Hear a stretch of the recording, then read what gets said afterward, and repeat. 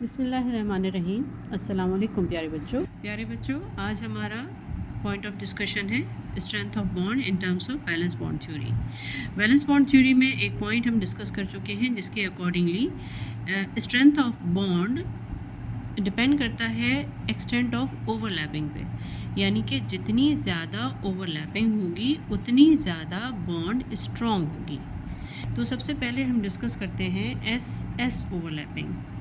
जैसा कि हम पहले ही डिस्कस कर चुके हैं कि एस ऑर्बिटल की शेप स्फेरिकल होती है और जब ये ओवरलैप करता है दूसरे एस ऑर्बिटल को जो भी स्फेरिकल है तो हमारी बॉन्ड इस तरह से एस ओवरलैपिंग के साथ बनती है।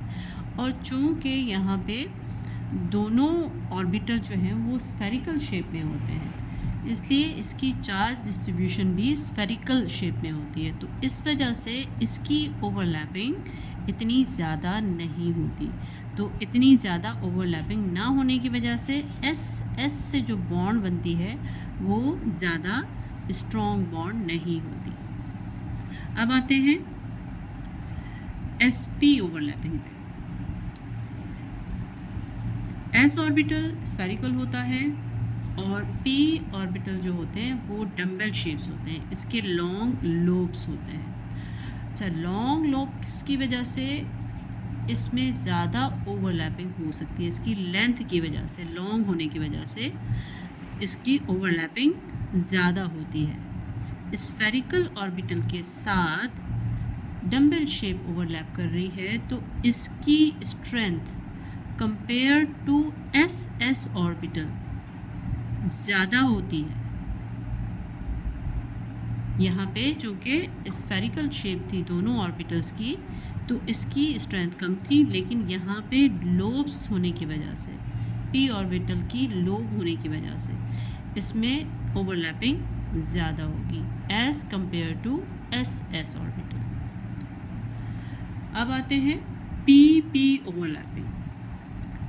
PP ओवरलैपिंग में दोनों हमारे पास ऑर्बिटल जो हैं जो ओवरलैप कर रहे हैं दोनों P ऑर्बिटल्स हैं और दोनों डम्बल शेप में हैं और दोनों के लोब्स लॉन्ग हैं और लॉन्ग लोब्स होने की वजह से आप ज़्यादा करते हैं, इनकी ओवरलैपिंग ज़्यादा होती है और ज़्यादा होने की वजह से क्या होता है कि चार्ज डिस्ट्रीब्यूशन भी यहाँ पे ज़्यादा है।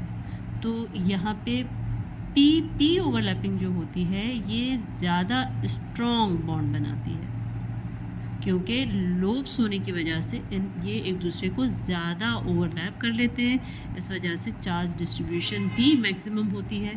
तो इस वजह से जो PP ओवरलैपिंग होती है सिग्मा बॉन्ड के अंदर वो क्या होती है, सबसे ज़्यादा स्ट्रॉन्ग होती है।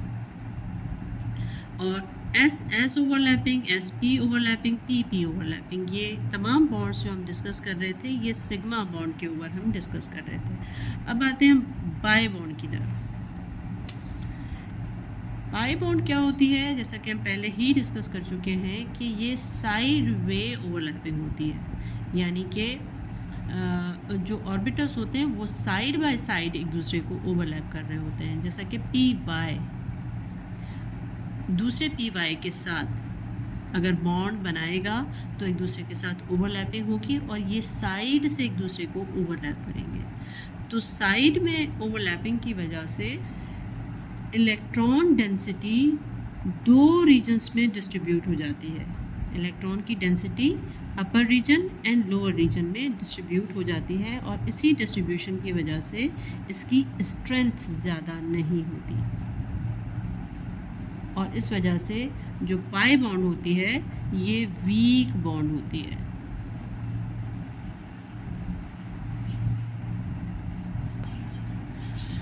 आज की डिस्कशन से हमने क्या कंक्लूजन निकाला कि सिग्मा बॉन्ड जो होती है वो स्ट्रॉन्ग बॉन्ड होती है। सिग्मा बॉन्ड स्ट्रॉन्ग बॉन्ड होती है जिसमें सबसे ज़्यादा स्ट्रॉन्ग जो होती है वो PP ओवरलैपिंग होती है।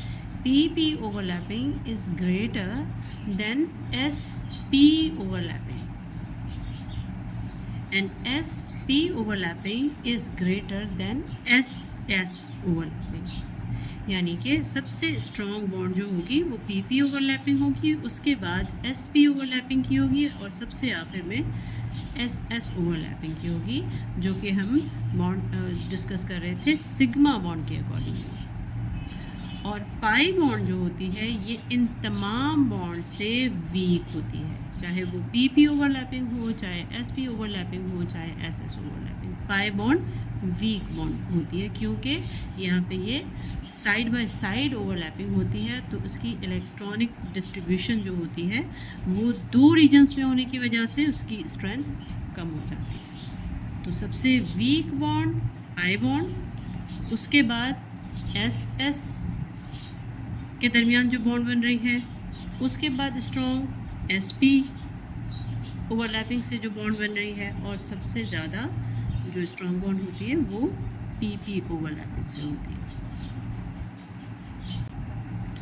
और अब हम डिस्कस कर रहे हैं limitation of valence bond theory या defects of valence bond theory.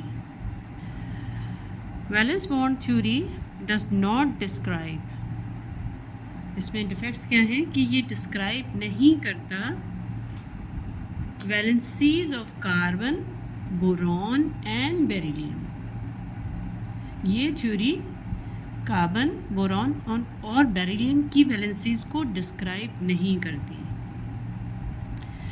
Second point है it does not describe the coordinate covalent bond. ये कोऑर्डिनेट कोवलेंट बॉन्ड को डिस्क्राइब नहीं करती। ऑक्सीजन का बिहेवियर पैरामैग्नेटिक होता है, लेकिन ये वैलेंस बॉन्ड थ्योरी ऑक्सीजन के पैरामैग्नेटिक बिहेवियर को डिस्क्राइब नहीं करती। और इसका फोर्थ पॉइंट है कि शेयरिंग ऑफ वैलेंस बॉन्ड से जो मॉलिक्यूल बनते हैं उसमें इलेक्ट्रॉन्स की डीलोकलाइजेशन को ये थ्योरी डिस्क्राइब नहीं करती। शेयरिंग से जो मॉलिक्यूल बनते हैं उसमें जो इलेक्ट्रॉन की डीलोकलाइजेशन होती है उसको ये थ्योरी डिस्क्राइब नहीं करती। Thanks for watching this video. Please subscribe my channel and press the bell icon to never miss any upcoming video. Thank you so much. Allah Hafiz.